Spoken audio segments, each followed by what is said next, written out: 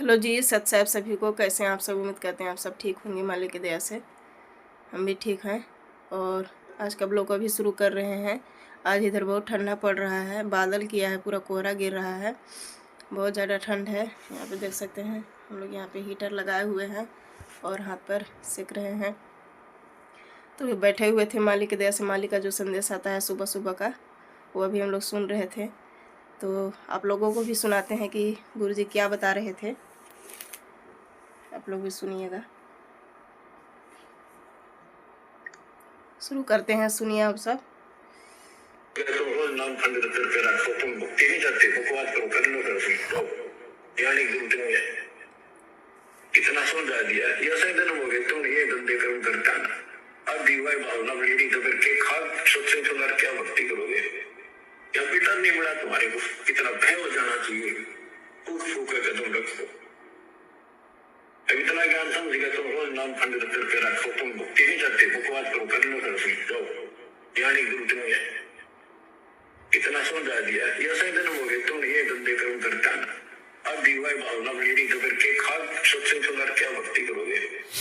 या पिता नहीं मिला तुम्हारे को, कितना भय हो जाना चाहिए।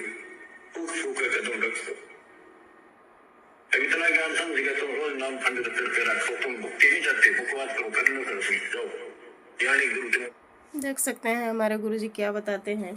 हमारे गुरुजी बताते हैं कि नियम मर्यादा में रहना है, नाम खंड नहीं करना है। तो गुरुजी हमारे बताते रहते हैं, संदेश देते रहते हैं, बोलते हैं। तो जो नाम ले लेते हैं और बार बार नाम खंड करते हैं, उनके बारे में हमारे गुरुजी बता रहे हैं कि नाम खंड कर लेते हो, इतना ज्ञान समझाने के बाद भी सावधानी नहीं बरतते। तो लोग बोलते हैं कि संत रामपाल जी महाराज जी का बहुत बड़ा कठिन नियम है, बहुत बड़ा कठिन मर्यादा है। तो अगर हमारे गुरुजी इतना बड़ा कठिन मर्यादा नहीं रखेंगे तो हम भक्ति कैसे कर पाएंगे? संसारिक रूप में हम लोग जीवन जिएंगे तो उसमें से हम लोग को भक्ति नहीं हो पाएगा, कोई भी संसारिक रूप में भक्ति नहीं कर पाएगा। तो अगर हमारे गुरुजी ये नियम अगर हटा दें तो ऐसा लगता है कि पूरी दुनिया हमारे गुरुजी के शरण में आ जाएगा। लेकिन ऐसा क्या सही रहेगा? अगर जुड़ भी जाते हैं लोग और नियम मर्यादा नहीं रखते तो क्या फ़ायदा होगा? उस नियम को, सांसारिक नियम को रख करके हम भक्ति नहीं कर पाएंगे, मोक्ष प्राप्ति नहीं कर पाएंगे। इसीलिए जब तक हम नियम मर्यादा में नहीं रहेंगे भक्ति नहीं हो पाता है। तो हमारे गुरुजी यही बताते हैं कि नियम मर्यादा में रहो, नाम खंड मत करो। हमें एक एक कदम फूक फूक कर रखनी है। ये काल का लोक है, काल हमारी पीछा करते रहता है नियम खंड करवाने के लिए। तो हमारे गुरुजी यही बता रहे हैं, अगर हमारे गुरुजी का नियम हटा भी दें, पूरा संसार आ भी जाए तो क्या फ़ायदा होगा? कोई फ़ायदा ही नहीं होगा। हम मोक्ष की प्राप्ति नहीं कर पाएंगे, भक्ति हमारी नहीं फलेगी, भक्ति नहीं बन पाएगी। इसलिए हमारे गुरुजी कठिन मर्यादा रखते हैं। हमारे गुरुजी की ये चाहत नहीं है कि सारे संसार हमारी शरणों में आ जाए, ये नहीं। हमारे गुरुजी का उद्देश्य है सभी को मोक्ष कराना है, इस काल का जाल से छुटवाना है।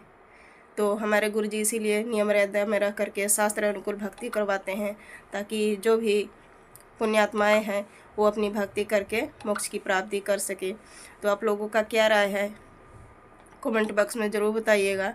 और हमारे गुरुजी सही भक्ति बताते हैं, शास्त्र अनुकूल भक्ति बताते हैं। तो जो भी जगत के भाई बहन हमारे वीडियो को देख रहे हैं, उनसे नम्र निवेदन है कि आप संत रामपाल जी महाराज जी का सत्संग सुनो और समझो, उनका ज्ञान प्राप्त करो। मैं ये नहीं कह रही कि आप लोग नाम दीक्षा ही ले लो, नहीं। पहले आप ज्ञान समझो कि हमारे गुरुजी क्या बताना चाह रहे हैं, क्या समझाना चाह रहे हैं। आप लोग देख ही सकते हैं हमारे गुरुजी अभी फ़िलहाल पूरे विश्व में डंका बज गया। हमारे गुरुजी का पूरा ज्ञान प्रचार प्रसार हो रहा है, हमारे गुरुजी का डंका बज रहा है। जो हमारे गुरुजी अभी किसानों की मदद किए हैं, लोग किसान मसीहा के रूप में उनको मान रहे हैं, भगवान मान रहे हैं। किसानों को, बाढ़ पीड़ित लोगों को बाढ़ से उबारे हैं। उनके खेतों में पानी भरा हुआ था, मोटर पाइप दे करके उनके खेतों का पानी निकलवाए। अभी उनके खेतों में जा कर के देखिए, गेहूं का फसल ललहा रहा है, पूरी हरियाली हुआ है। हरियाणा में आप जा कर के देख सकते हैं, जहाँ पे बाढ़ से लोग पीड़ित थे वहाँ के लोग ही समझ सकते हैं। हमारे एरिया में तो सभी सूखा गांव है, यहाँ पे उतना बाढ़ पीड़ित लोग नहीं रहते। हम लोगों का एरिया अलग है, लेकिन हरियाणा वाले ही समझ सकते हैं कि हमारे गुरुजी कितना मदद किए हैं। करोड़ों अरबों का सामान दे करके 400-500 गाँवों को बाढ़ से निकाले हैं, पानी से उबारे हैं, खेतों को सुखाए हैं और उनमें फसल हरियाली हुई है, फसल हो रही है, गेहूं की बिजाई हो रही है और अभी फसल लहलहा रहा है, हरियाली हुआ है, तो केवल हमारे गुरुजी की दया से। तो वही लोग समझ सकते हैं।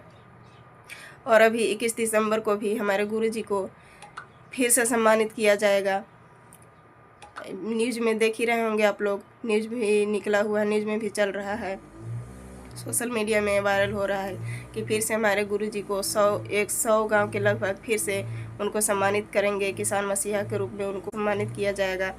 तो आप लोग सोशल मीडिया में देख ही रहे होंगे।